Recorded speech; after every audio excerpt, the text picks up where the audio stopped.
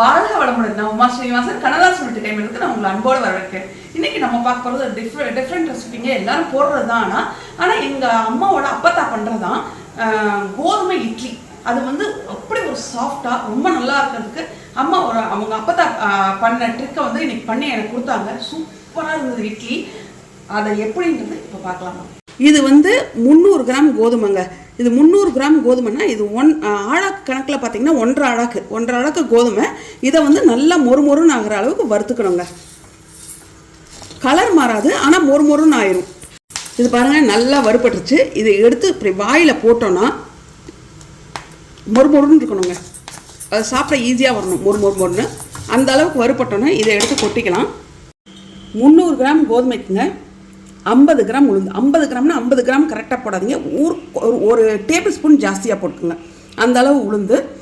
50 கிராமோட ஒரு table spoon ஜாஸ்தியாக போட்டிங்கன்னா உளுந்து. இதுதாங்க அளவு. இதை வந்து ஊற வைக்க வேண்டாம். உளுந்தை மட்டும் தண்ணி ஊற்றி ஊற வச்சுக்கிட்டு முதல் உளுந்தை போட்டு மிக்சியில் நைஸாக அரைச்சிருங்க. கிரைண்டர் வேண்டாம், நிறையா போட்டுருந்ததுன்னா கிரைண்டர். மிக்சியில் போட்டு நைஸாக அரைச்சி அதை ஊற்றிக்குங்க. அடுத்தது கோதுமையை போட்டிங்கன்னா ஒரு தண்ணி ஊற்றாமல் ஒரு அடி அடிச்சிங்கன்னா பவுட்ரு மாதிரி வரும். பவுட்ரு மாதிரி வந்தோடனே இது ஆறணுங்க. இப்போ சுடுது.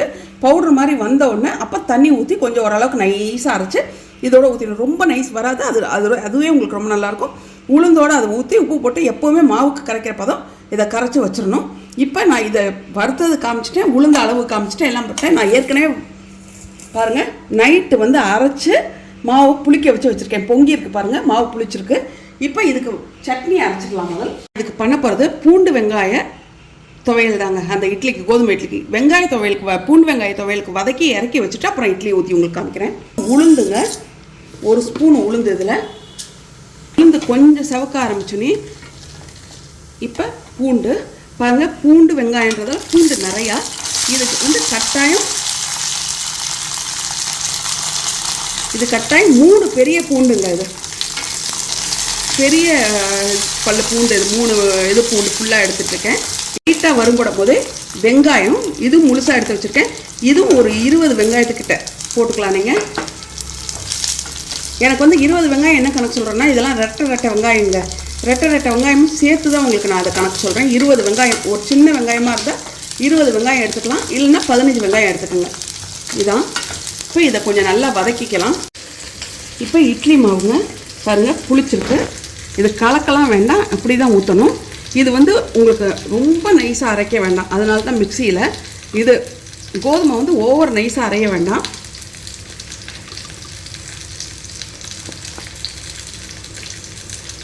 எண்ணெய் தடவி வச்சுருக்கேங்க இட்லி பிளேட்டில்.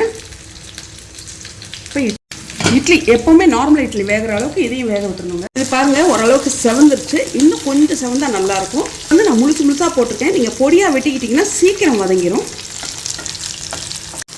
இப்போ பாருங்கள், நல்லா செவந்துருச்சு.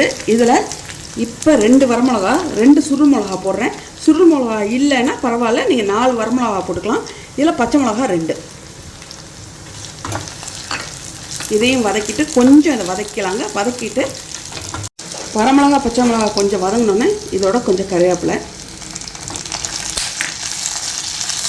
இதில் இப்போ நான் 3 தக்காளி போட்டிருக்கேன். இதோட கொஞ்சம் உப்பு சேர்த்துக்கலாம். தக்காளியோடு சேர்ந்து இந்த வெங்காயமும் பூண்டு இன்னும் கொஞ்சம் நல்லா வேகும். இந்த தக்காளி குழையிற அளவுக்கு இப்போ நம்ம விட்டுடலாங்க. பாருங்கள், நல்லா வதங்கிடுச்சு. குழஞ்சா போதும். தக்காளி ரொம்ப சுருளணும்னு இல்லை அவசியம். இதை இப்போ இறக்கி ஆற வச்சிடலாம். ஆற வச்சு இதை நைஸாக அரைச்சிடலாங்க. இப்போ இட்லி வெந்துருச்சுங்க. பார்க்கும்போதே தெரியும் உங்களுக்கு பூவாக இருக்கிறது. இப்போ இதை நைஸாக அரைச்சி எடுத்துடலாம். ஆறோன்னே ஸ்பூனில் தண்ணி நினச்சி எடுக்கும் போதே உங்களுக்கு தெரியும் பாருங்கள், சாஃப்டாக பியும் இட்லி.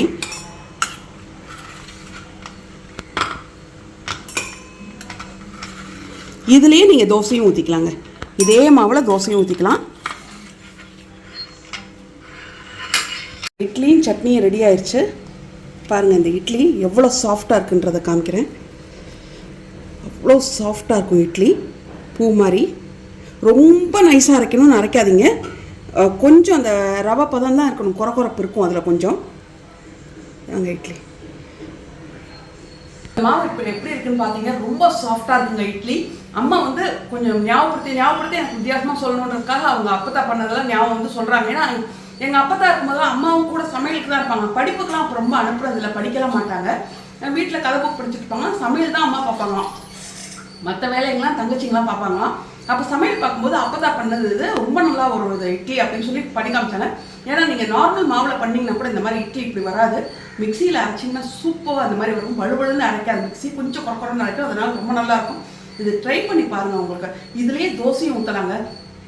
அது மாதிரி இட்லி வந்து 8 மணி நேரம் புளிக்க வச்சிங்கன்னா கரெக்டாக இருக்கும். இல்லைன்னா ஒரு 7, ரொம்ப புளிப்பு வேண்டாம் அப்படின்னு நினைக்கிறவங்க ஒரு 7 மணி நேரம் புளிக்க வச்சுக்கிட்டிங்கன்னா இந்த இட்லி மாவு பதம் கரெக்டாக இருக்கும். நைட் ஒரு 10 இல்லை 11 மணிக்கு அரைச்சி எடுத்து வச்சுருங்க.